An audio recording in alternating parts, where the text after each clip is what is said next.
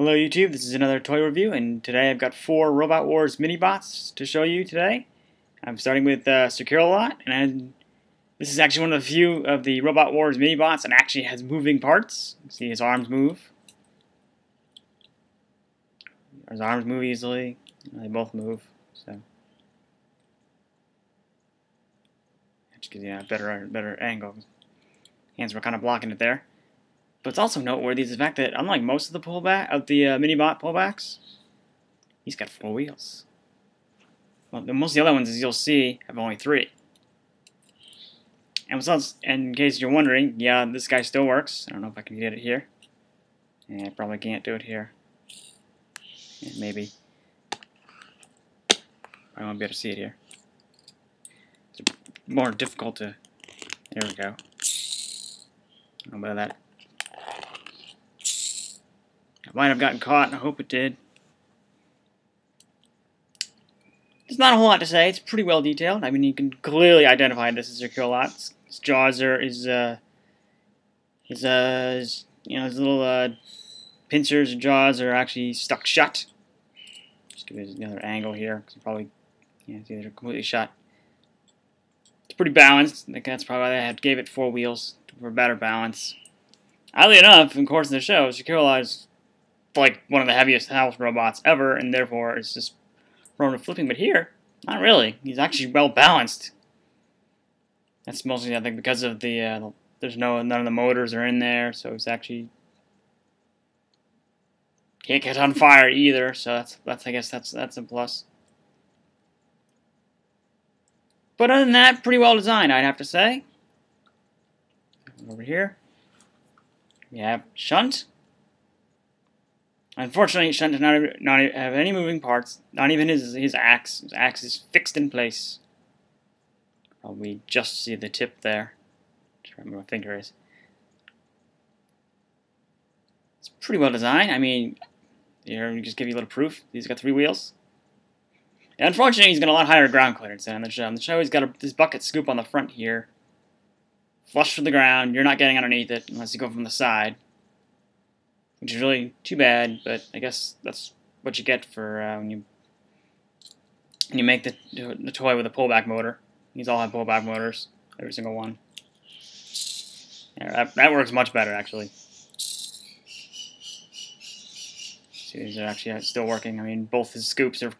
It's a lot easier. And although I guess to be fair, all the pullbacks that actually have a lower ground clearance in the show kind of lose that here, but by gaining all the pullback motors and all that, especially robots like Chaos 2, as you'll see in a later review. But he's pretty well molded as well. I mean, actually somewhat better than.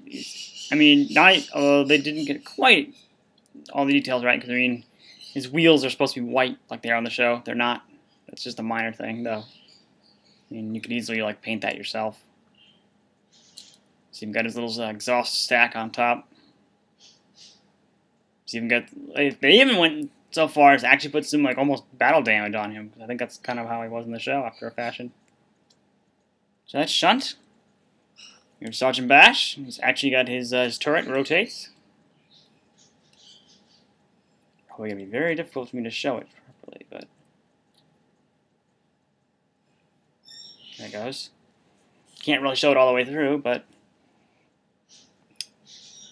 very, very reminiscent of Sergeant Bash, including even having the minor details like his name printed on the toy itself. Get a little closer there. Yeah, that should be much better. It's even got the little arrows, the little chevrons down the side. Here's got it on both sides, actually. Not the name, though. The name is only on one side. I don't know if it was on both sides in the TV show, but probably was. He's got the semblance of the buckled saw at the back. Unfortunately, that's the only thing that moves. I mean, his jaws are welded shut. His jaws are shut. He's not going to really be able to do much outside of that. And there's a lot more prone to flipping, even obviously much like Shunt, where all the Minibots essentially lose their large amount of ground clearance.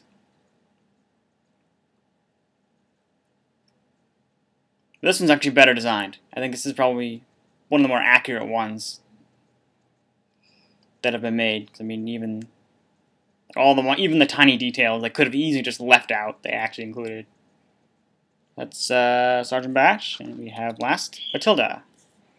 Matilda's got a chainsaw. It's kind of too bad it's not interchangeable, but I guess that's understandable. Her tusks move, but it's not much. And it won't really do a whole lot of good because you can't get underneath anything and flip it over. Obviously, yeah, a lot of the stuff is decoration. So like you can see here, she's got both the wheels she had in the show, which don't do anything, as well as the 3 wheels underneath. Other than that, it's pretty well done. I mean, you can see it's even got little spikes on top. Chainsaw's even got some detail. Too bad it doesn't move. That would be pretty cool. I mean, the pullback one does, though. I guess that's what you get when you have to create something this small. It's pretty well balanced. I mean, too bad you had to include the 3rd wheel, because I don't think it would actually, even if you couldn't like properly flip the other robot, I guess you could, tip it up on its back end and do kind of like this. But